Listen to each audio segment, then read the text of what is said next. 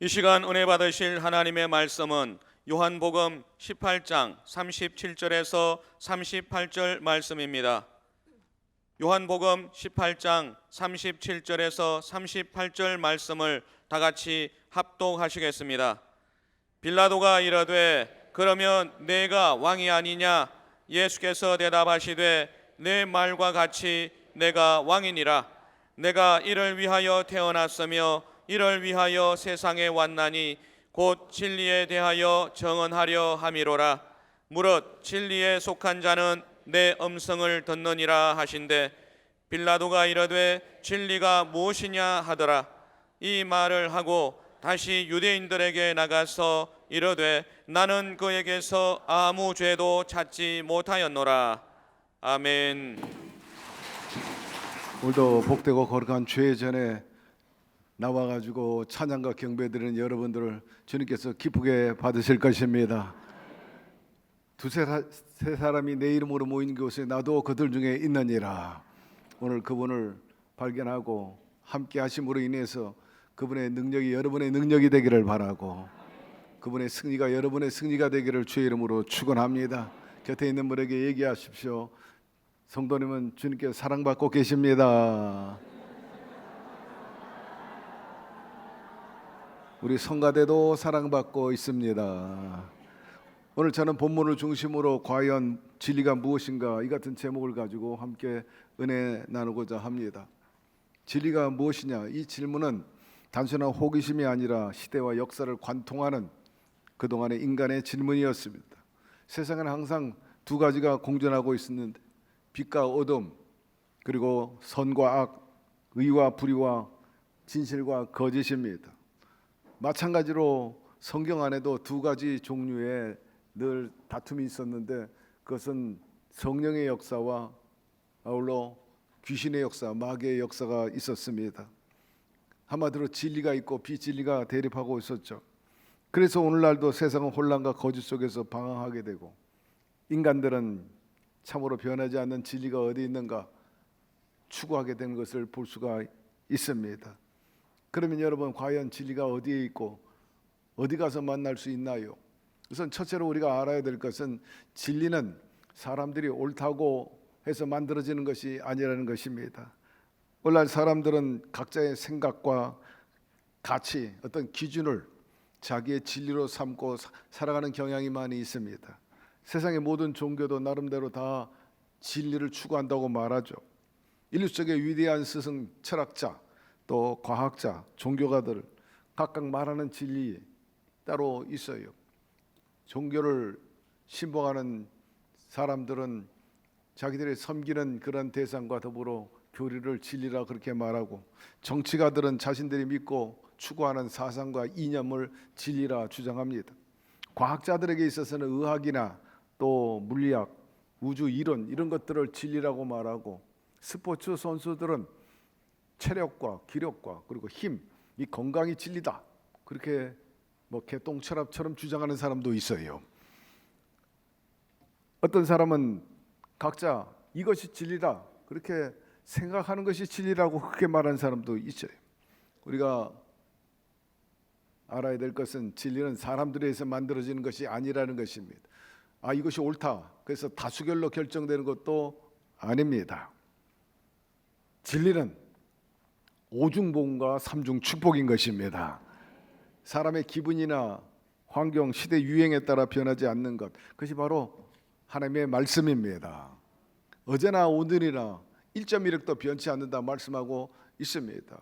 오중복음이 무엇입니까? 바로 창세기부터 요한계시록까지 요약하고 그 핵심을 도식화한 것이 바로 오중복음, 죄 사함의 복음, 또 성령 충만의 복음, 치유의 복음, 재림의 복음, 그리고 축복의 복음, 아주 함축되어 있는 것이 바로 오중복음이요.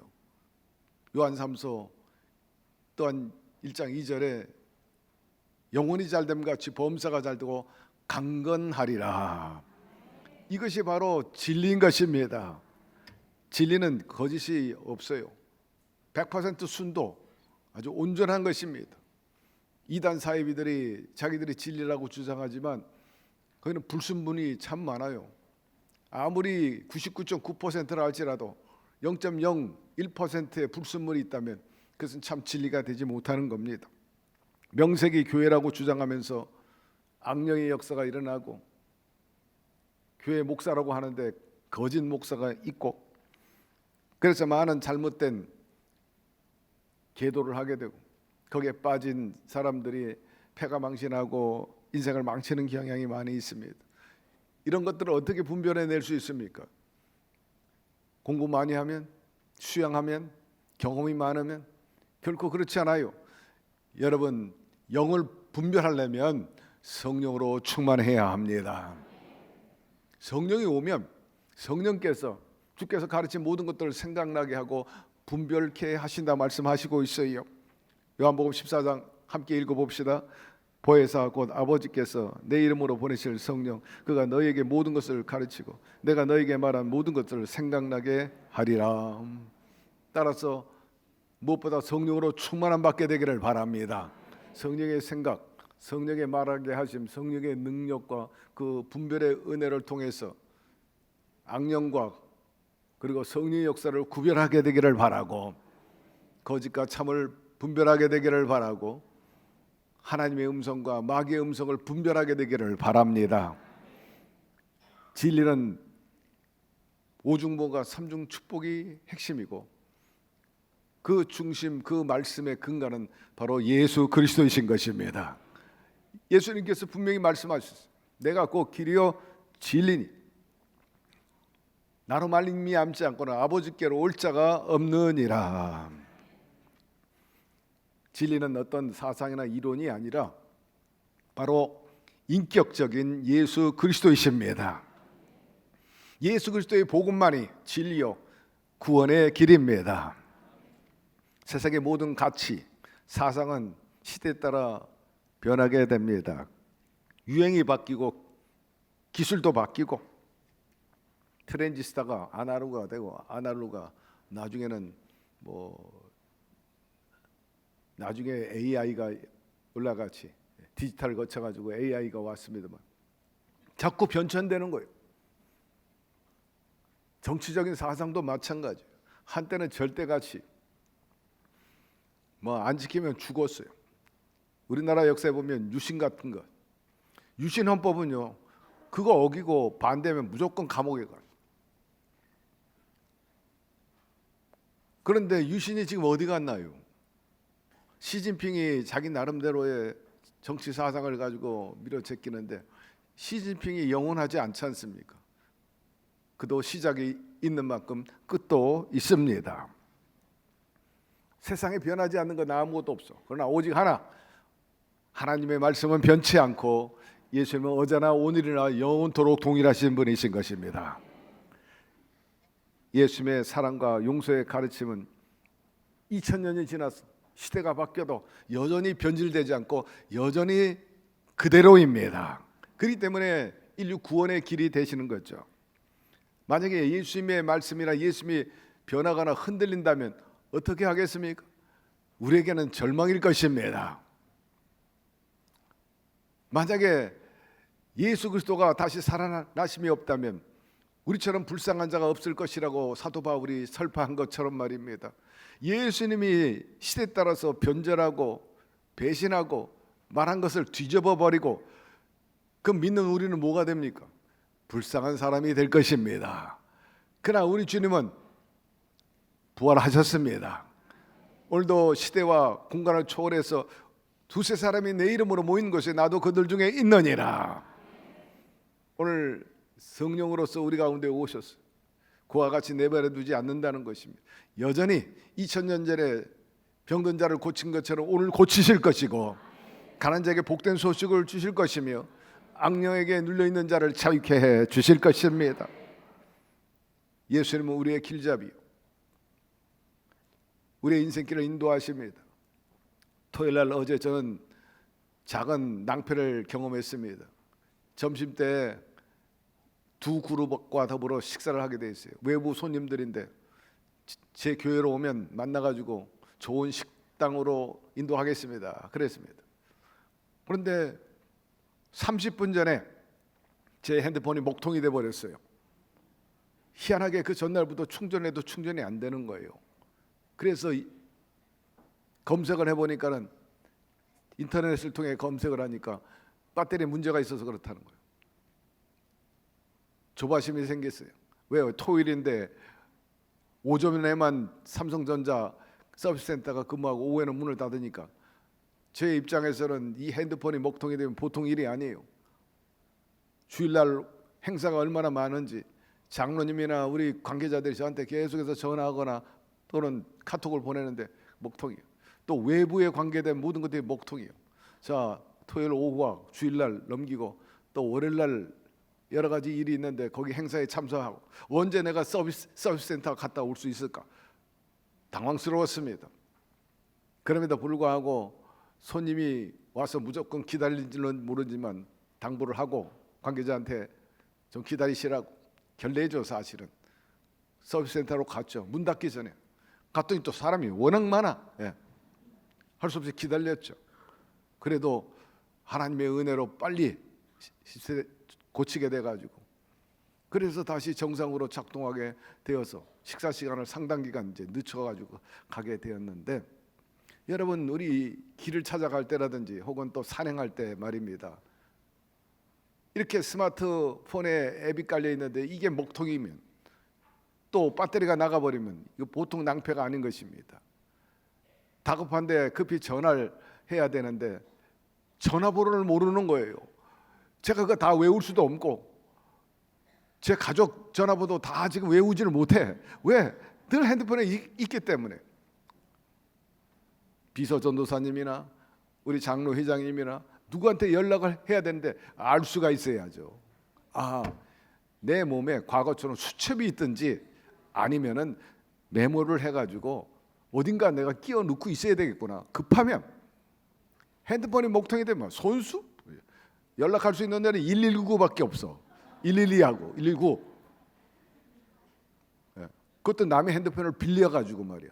이게 너무 의존하는구나 하는 생각도 하면서도 유비무환이라 준비해야 되겠다. 언뜻 생각하기를 깜깜한 밤이나 또 혹은 산행에 들어갈 때 모든 것이 없을 때 그래도 필요한 것은 북쪽에 있는 북극성하고 아니면 손에 있는 나침판이 있다면 이거는 뭐 배터리가 없어도 문제가 없잖아. 항상 북쪽을 가리키기 때문에 나침판도 들고 다녀야 되는가 이런 생각할 정도로 말입니다. 여러분 우리 인생에 있어서 배터리가 안 나가는 분이 바로 예수 그리스도이신 것입니다. 그분은 나침판과 같아서 항해하는 선장의 배에 항상 나침판이 들려 있어서 북쪽을 향해서 방향 잡아서 암초에 부딪히지 않고 무사히 순항하는 것처럼 말입니다.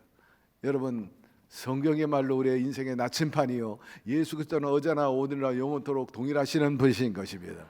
그분의 에너지는 결코 가라지 않아요. 항상 충만하신 분임을 기억하게 되기를 바랍니다. 다시 말해서 흔들림이 없다는 거예요. 예수님은 이 혼란스러운 세상 속에서도 올바른 길을 인도해 주시는 내비게이션이요 또 우리에게 큰 길이 되시는 것입니다. 여러분 성공이라는 그런 길을 많은 사람이 추구하고 달려가고 있어요. 그런데 성공하고 뭔가 다 이룬 것 같아도 뭔가 허전해. 그래서 행복을 쫓아 달려가지만은 잠시 뒤에 즐거움이 오히려 공허함으로 다가오고 절망으로 다가오는 경향도 많이 있습니다. 이룬 것 같은데 뭔가 아직도 허전하고 자괴감이 있고 비애를 느낀다. 그런 사람의 끝이 어떻게 됩니까? 정치인이든 재벌이든 연예인이든 교수든 간에 그냥 인생을 하직해버리는 거예요. 즐거운 살아 그 책을 써가지고 센세이션을 일으켰던 마강수 그분도 스스로 뭔가 그 즐거움 뒤에 공허함이 왔고, 사랑하는 성도 여러분, 예수 그리스도를 떠난 그 어떤 성취나 성공이나 여러분의 인기나 명예도 다 헛되고 헛된 것임을 기억하게 되기를 바랍니다. 예수님을 따를 때 그분의 가치를 추구할 때 인생이 참되게 되고 우리의 목적을 깨달아 바울처럼 만족스러운 고백을 할 수 있게 되는 거죠. 내가 달려갈 길을 달려가노니 나를 위해서 의의 면류관이 기다리고 있노라. 여러분 스스로 돌이키면서 여러분의 인생에 대해서 만족하게끔 되기를 주의 이름으로 축원합니다. 예수님은 생명을 주시는 분이라 하였어요. 우리의 인생은 한계가 있습니다. 잠시 피었다가 지는 꽃처럼 말입니다. 쇠약해질 수밖에 없죠. 그러나 예수님께서 우리에게 죽음을 넘어서 영원한 생명까지 주시는 분이신 것입니다. 죄로 인해서 단절됐던 하나님과의 관계를 회복시켜 주셔서 이 땅에서도 하나님의 나라, 내세도 하나님의 나라를 누리게 되는 것입니다. 그리고 세 번째 진리는 우리를 자유케 하신다 하였습니다.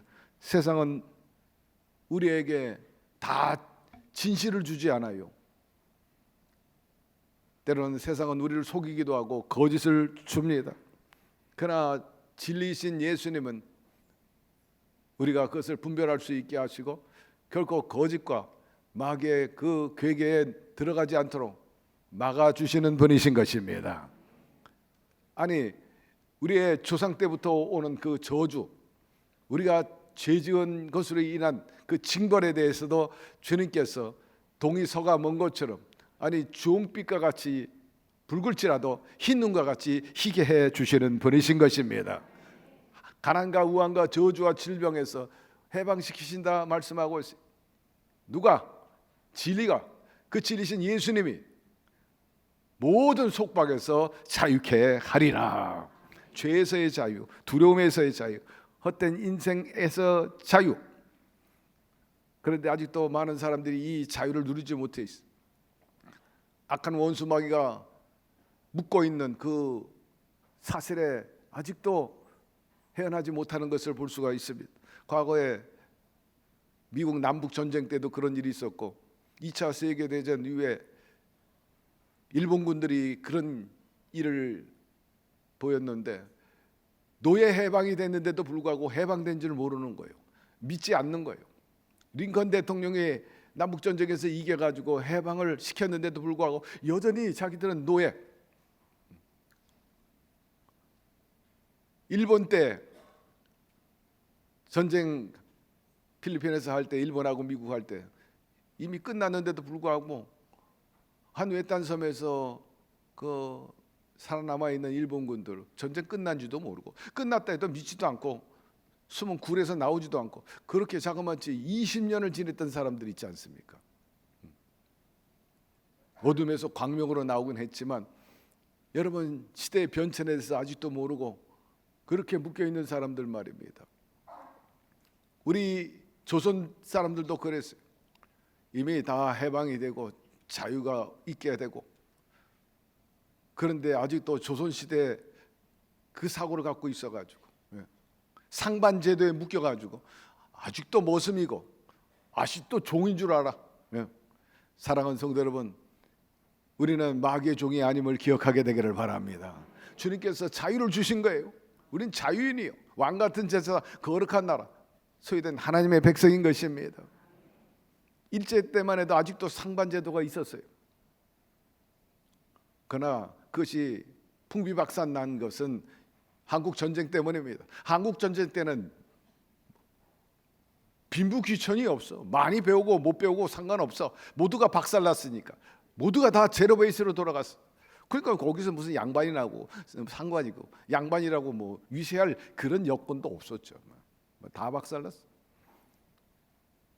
하나님께서 한국 전쟁에 하나의 우리에게 플러스 되는 점이 있다면 몇 가지가 있지만은 이런 것도 우리가 하나의 소득이라 말하지 않을 수 없죠. 우리 주님은 우리를 종으로 생각하지 않습니다. 자녀요, 나의 친구라 말씀하고 있는 것입니다. 그러므로 주님께서는 가난과 저주와 질병에서 헤매는 걸 원치 않습니다. 본래는 아담과 하와가 범죄해가지고 완전히 막 저주와 죽음과 탄식 속에 살아갈 수밖에 없었어요. 그러나 하나님께서 우리를 사랑하셔서 둘째 아담 예수 그리스도를 이 땅에 보내주심으로 아담과 하와가 지은 죄를 청산하시고 십자가에서 대신 징벌을 받으시고 구원의 길을 제시하신 거죠. 그리고 예수 믿고 구원받는 자에게 자유와 그리고 해방을 허락하여 주신 것입니다. 따라서 우리가 진정한 자유와 행복, 하나님이 약속하신 하나님의 형상대로 지음받은 자녀로서 누릴 수 있는 그 축복을 얻으려면 예수님 안에 머물러 있어야 되는 것입니다. 요한복음 8장 함께 읽어봅시다. 그러므로 예수께서 자기를 믿는 유대인에게 이르시되 너희가 내 말에 거하면 참으로 내 제자가 되고 진리를 알지니 진리가 너희를 자유케 하리라. 우리야말로 아브라함의 믿음의 후손들인 거죠. 우리가 예수 믿음으로 그분의 자녀가 되고 그분의 또한 친구가 되고 또 그분의 사랑받는 식구가 된 것입니다. 신앙생활이란 뭐냐? 내 힘으로 사는 게 아닙니다. 내 힘으로 무언가 하는 것이 아니라 내 안에 계시는 그 예수의 영인 성령님이 일하실 수 있도록 순종하고 내가 협조해 드리는 것입니다. 성령이 아니고는 온전히 신앙생활할 수 없고 하나님의 뜻에 선한 도구로 쓰임 받을 수 없어요. 축복의 도구가 될 수 없어요. 그러므로 항상 성령님을 인정하고 모셔드리고 의지하고 그분과 커뮤니케이션하면서 사시기를 바랍니다. 그래야 할 때 선한 도구가 되고, 성령이 아니고 악령이 들어왔다, 그는 불의의 도구가 될 수밖에 없는 거죠. 우리는 힘있고 지혜로운 것 같아도 그렇지 못해요. 우리가 능력이 있으면 얼마나 능력이 있겠습니까? 여러분도 경험하고 저도 경험하는 거지만 이제 나이가 들다 보니까는 속속 올라오는 이 흰머리 처리하기가 쉽지가 않더라고. 이 흰머리를 까맣게 만들 수가 없어. 그럼에도 불구하고 인간은 대단한 줄 알지. 포장하고 또 덮을 수 있을런지는 몰라도 그 올라오는 흰머리 이거 보통 일이 아니더라고요. 인간이 아무리 지혜롭고 총명하다 할지라도 연약하기 짝이 없어요. 우리 인생이 뭐냐? 테레사 수녀가 단 한마디로 요약했어요. 인간 삶이란 낯선 여인숙에서의 하룻밤과 같다 하는 거예요. 이야, 낯선 여인숙에서 하룻밤 자는 것이 인생이래요. 그만큼 순간이요 찰나, 정말 한순간에 사라지는 것이라 말했고, 성경에 보니까 인생이 뭐냐? 잠시 있다 사라지는 안개라 그렇게 말해. 한마디로 인간의 삶이라는 속절없이 지나가고 허무한 것입니다. 왜 성경이 이렇게 말씀하고 있는가? 테레사 수녀가 왜 이런 말씀을 했을까? 그건 다름 아니에요. 상대적으로 하나님은 영원하신 분이십니다. 그래 잊지 말라는 거예요. 하나님은 천년을 하루같이 지내는 분이라 했으니까 우리하고는 뭐 비교가 안 돼. 게임이 안 돼요. 따라서 그분은 영원하시고 그 말씀은 언제나 진리인 것입니다. 그 진리가 우리를 이끌고 계시고 이끄시는 그분은 여러분의 시작과 끝을 알고 계십니다. 그래서 베드로가 이렇게 고백했어요. 주님, 진리가 여기 계신데 저희가 어디로 가겠습니까? 누구에게 가겠습니까? 주님께는 영원한 생명의 말씀이 있습니다 라고 고백합니다. 함께 읽어봅시다. 시몬 베드로가 대답하되 주여 영생의 말씀이 주께 있사오니 우리가 누구에게로 어디로 가라고 하지 마세요. 주님이 진리이십니다. 그렇습니다. 여러분 어디로 가겠어요? 이 교회에 진리가 계십니다. 이 교회에 그 진리와 함께 살아가게 되기를 주의 이름으로 축원합니다. 끝으로 진리는 사랑과 함께 기뻐한다고 고린도전서 13장에 언급하고 있어요. 고린도전서 13장은 사랑의 장이라고 말하고 있는데, 진리는 사랑의 속성을 갖고 있는 거예요. 우리 예수 그리스도는 사랑이신 것입니다. 하나님은 사랑이십니다. 진리이신 그분은 그 저변에 흐르는 것이 사랑이야. 그게 아무리 진리를 외쳐 그래도 사랑이 없으면 그건 가짜 진리라는 거죠. 진리로 가득한 교회라면 반드시 빛이 비춰져야 되고요, 소금의 역할을 해야 되는 거예요. 열매가 있어야 되는 거예요. 진리라고 외쳐, 아 우리는 진리요, 참 구원의 길이요, 열매를 보면 아는 거죠. 사랑하는 성도 여러분, 우리 모두가 진짜 진리를 추구하면서 그 사랑의 열매를 맺으며 살아가십시다. 다이아몬드도 가짜가 있고 진짜가 있지 않습니까? 사랑이 없는 진리는 가짜인 거예요. 진리 가운데 아주 역설적인 그런 말씀들이 많이 있습니다. 우리 주님은 사랑이라. 현장에서 가늠하다 잡힌 여인이 끌려와서 살기 등등하게 많은 사람들이 다 돌을 들어서 치려고 합니다. 저는 어제 충격적인 얘기를 들었어요. 외부에서 온 분들하고 식사하는 중에 나온 얘기인데, 최근에 이슬람 모 국가에서 남의 것을 훔치는 그런 도적을 잡았대요. 근데 그 법에 의하면은 그런 사람은 훔친 손을 잘라버리는데, 조용한 데서 자르는 게 아니라 아주 공개적으로, 자, 이 사람 손을 잘릴 테니까 다 모이라고. 그 자리에서 잘랐다는 거예요. 참으로 놀라운 일입니다. 아니, 이것은 최근의 일이 아니라 여러분 오래 수천 년 전부터 율법에 나와 있고 유대인들 법에 나와 있고 이슬람 법에 있는 거예요. 손에는 눈에는 눈, 손에는 손. 살인하면 무조건 죽이고 용서 자비 조금도 없어. 그런데 우리 주님이 원수를 사랑하라는 거예요. 죄가 없는 자가 먼저 돌을 들어 치라는 거예요, 여인을. 참 놀라운 일이지. 마태복음 5장 11절 말씀 읽어봅시다. 나를 인하여 너희를 욕하고 핍박하고 거짓으로 너희를 거스려 모든 악한 말을 할 때는 너희에게 복이 있나니 기뻐하고 즐거워하라. 하늘에서 너희 상이 큼이라. 욕하고 핍박하고 거짓 증거하는 그로 인해서 오히려 즐거워하라는 거예요. 희한합니다. 이런 역설이 어디 있겠습니까? 그러나 그로 인해서 보상은 어디서 받느냐? 하늘로부터 보상을 받으리라. 사람에게 받지 말고 하나님께 받으라는 거예요. 원수를 사랑하라. 하나님이 갚아주시고 하나님이 보상해 주신다. 두 번째로 죽고자 하는 자는 살리라.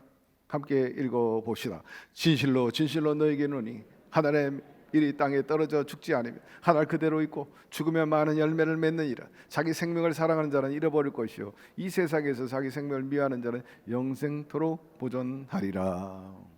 하늘의 미랄이 죽지 않겠다고 뭐 이리 빠지고 저리 빠지고 이리 핑계대고 나 안 죽을 거야 안 죽을 거야. 그러면 자기도 죽고 남도 죽는 거예요. 그런데 예수님은 당신 스스로 죽으셨어요. 내 뜻대로 마옵시고 주님의 뜻대로 되기를 원하나이다. 십자가에서 우리를 위해서 죽으셨어요. 피 흘리시고. 그러나 무덤에서 3일 만에 부활하신 것입니다. 그리고 수많은 사람들을 구원하셨어요. 따라서 우리가 세상에 대해 죽을수록 우리 또한 많은 열매를 맺을 수 있다는 사실을 알아야 합니다. 교회에서 죽어주는 사람이 결국 부흥을 가져오는 거예요. 바울은 나는 날마다 죽노라 그렇게 말하지 않습니까? 날마다 죽는 사람이 많은 그 집안과 교회가 나라가 결국 부흥하고 복을 받게 되는 것입니다. 남이 어쨌든 나는 기업고 나는 살아야 돼. 나만은 살아야 돼. 역설의 진리를 다시 한번 깨닫는 시간 되기를 바랍니다.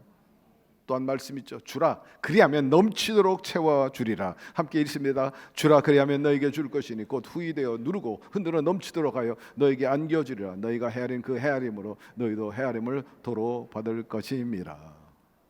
어떻게 하든지 움켜쥐려고 그래요. 여러분 진정 하나님의 축복을 받으려면 주기를 힘써야 됩니다. 어떻게 하면 줄 수 있을까? 드릴 수 있을까? 생각하는 것. 하나님이 책임져 주시는 거예요. 이것이 곧 적게 심는 자는 적게 거두고 많이 심는 자는 많이 거둔다는 말이로다. 가난한 자를 불쌍히 여기는 것은 야훼께서 꾸미는 것이니 그 선행을 갚아 주시리라. 제 경험으로 봐도 그렇고 제 인생을 봐도 그래요. 이 말씀은 진리입니다. 저희 아버지가 선행 베푼 것 저희 자식들이 30배, 60배, 100배를 받았다. 인생에서 아주 새로운 터닝 포인트가 됐어요. 도움 받았던 사람이 성공하게 되니까 그 사람이 밀어주는 게 아버지가 밀어준 거하고는 비교가 안 돼. 운명이 달라졌어.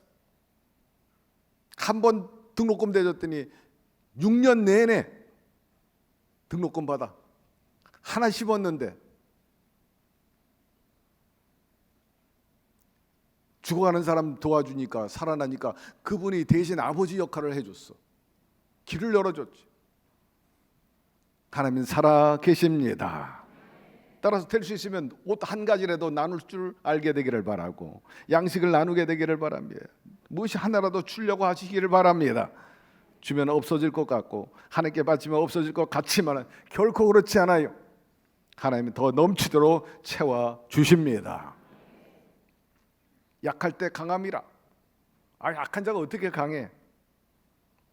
나는 날마다 죽는다. 바울이 말했어요. 자기 힘을 뺀. 함께 읽어봅시다. 나에게 이르시되 내 은혜가 내게 족하도다. 이는 내 능력이 약한 데서 온전하여짐이라 하신지라. 그러므로 도리어 크게 기뻐함으로 나의 여러 약한 것에 대하여 자랑하리. 이는 그리스도의 능력이 내게 머물게 하려 함이라. 그러므로 내가 그리스도를 위하여 약한 것들과 능력과 궁핍과 박해와 궁고를 기뻐하노니 이는 내가 약한 그때 강함이라. 거듭 얘기하지만 교회에서 힘쓸 필요 없어. 힘쓰는 것이 아니에요. 교회는 힘을 빼는 것입니다. 교만을 빼버리기를 바라고, 그리고 겸손과 사랑으로 힘쓰게 되기를 바랍니다. 다섯 번째, 진리의 말씀 가운데 이런 것도 있죠. 세상 지혜는, 세상의 지식은 하나님 앞에 어리석은 것이라 합니다. 많은 사람들이 지식, 많은 경험, 노하우, 또 자기 어떤 만의 어떤 특허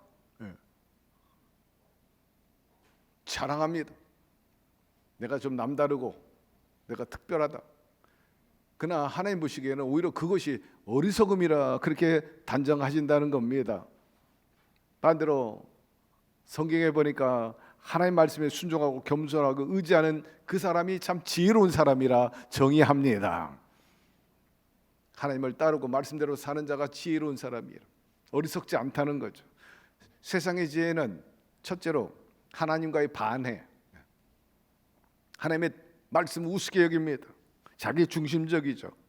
그래 하나님 보기에 참 어리석은 사람이구나, 아니 악함으로 본다는 거죠. 그러므로 항상 하나님 말씀에 겸손하게 되기를 바라고, 하나님을 경외하게 되기를 바라고, 순종하며 살게 되기를 바랍니다. 그것이 바로 지혜로운 삶입니다. 역설의 진리에 대해서 몇 가지 말씀을 드렸어요. 원수를 사랑해라, 죽으면 살리라, 주라 넘치도록 채우리라, 그리고 약할 때 곧 강함이라, 지혜로운 것이 하나님 보시기에 어리석다 말씀하였는데, 이 말씀들은 세상 사람들이 들 때 정말 어리석은 말이죠. 상식과 반하는 얘기, 하나님께서 진리라고 말씀하고 있는 것입니다. 말씀 마무리합니다. 빌라도가 진리가 무엇이냐 물었어요. 아니 진리이신 예수님 앞에 놓고 진리가 무엇이냐고 했으니 말입니다. 오늘날 이 같은 질문을 하는 사람이 부지기수임을 우리가 압니다. 우리에게 주어진 과제는 단순히 진리가 무엇이냐가 아니라 진리신 예수님을 영접하고 따르는 것이 중요합니다. 추상적인 것이 아니라 진리는 인격적인 예수 그리스도이십니다. 그러므로 그분을 믿고 따를 때 그분과 더불어 흔들리지 않게 될 것이고, 진정한 자유와 사랑의 삶을 누리며 살 수 있게 될 것입니다. 세상의 유행 따라가지 말고 세상의 사고나 사상 이념에 빠져 있지 말게 되기를 바라고, 거기 절대 가치를 두지 마세요. 세상의 정치 사상 이념 변화무쌍합니다. 어제 최대의 가치요, 법이 얼마 못 가서 뒤집어져, 다 바뀌어. 그게 무조건 신봉하지 말고 앞과 뒤를 기억하면서, 여러분 인생을 오래 산 분들은 알잖아요. 세상에 절대 가치가 오직 어떤 절대 사상이 있겠습니까? 다 변하죠. 흔들리지 않는, 변치 않는 진리가 바로 예수 그리스도이신 것입니다. 그분이 곧 길이요 진리요 생명이라 했는데, 예수 그리스도의 말로 영원하세요. 인류 역사에서 지금도 지대해. 그러므로 이 진리를 굳게 붙잡고 놓치지 말고 그 안에서 참 자유를 누리면서 하나님이 여러분을 각자를 향한 그 약속이 있잖아요. 그 복을 누리면서 살게 되기를 주의 이름으로 축원합니다. 하나님 아버지 감사합니다. 오늘 말씀을 통해서 다시 한번 깨닫게 해 주신 말입니다. 우리의 정체성부터 말입니다. 영원하신 진리 되신 예수 그리스도는 우리의 시작과 끝을 알고 계시다는 거죠. 그 과정 속에서 우리를 그와 같이 내버려 두지 아니하시고 우리를 품어주시고 보호하시고 인도하시고 채워주시고 슬픔과 탄식을 거두고 영혼이 잘되고 범사가 잘되고 강건하게 해주시고 하나님을 믿는 믿음 안에서 행복과 그리고 살만 나는 삶을 허락해 주심에 감사드립니다. 진리신 주님이 하신 말씀 우린 잊을 수도 없고 또 잊어서도 안 되는데 너희 가운데 평안이 있을지어다. 진리가 오늘 구현되게 하여 주시옵소서. 예수님의 이름으로 기도드리옵나이다. 아멘.